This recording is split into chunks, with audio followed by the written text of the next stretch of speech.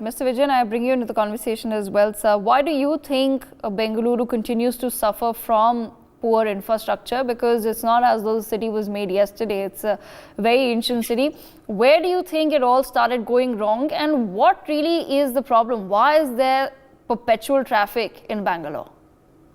Devika, thank you for having me over. I think this is a topic we've spoken about till the cows come home. I came to Bangalore in 99 December. And at that point of time, Bangalore was a very sleepy town, turned pensioners' paradise, and now it's changed completely.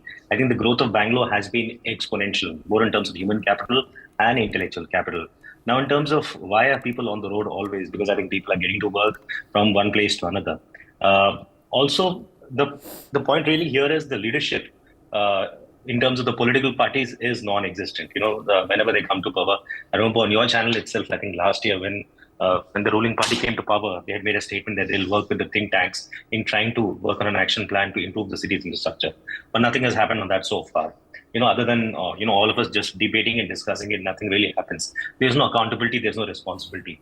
Now, brand Bangalore is very good only on paper.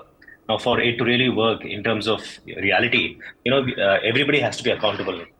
Which starts from the leaders, the political parties. You don't want a comedian who will try to make fun of brand Bangalore, because that's his basic job, because this is basic crowd work for him, and he's using it to his utmost advantage.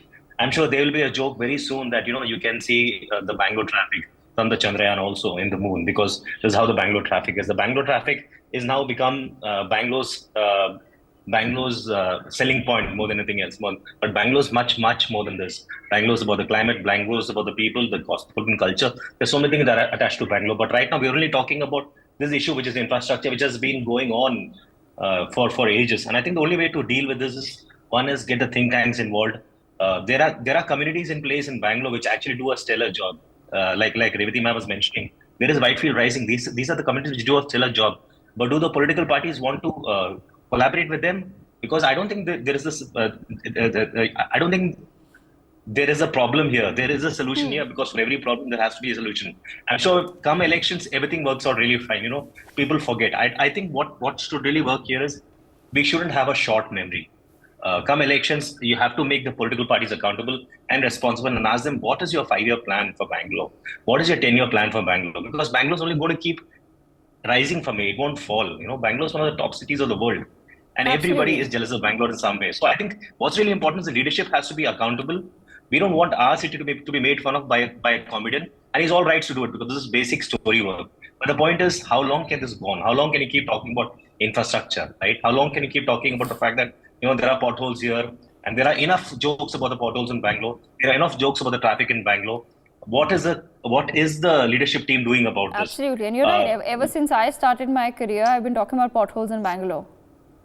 Ever since I started my career in journalism. I mean, I think yesterday car pooling was there was a penalty on car pooling. Yes. I think that's something which all the developed countries of the world do it.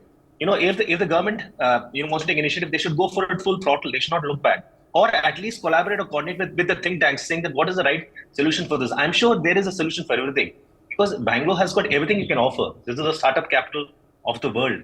It is possible here, but nobody wants to take initiative here.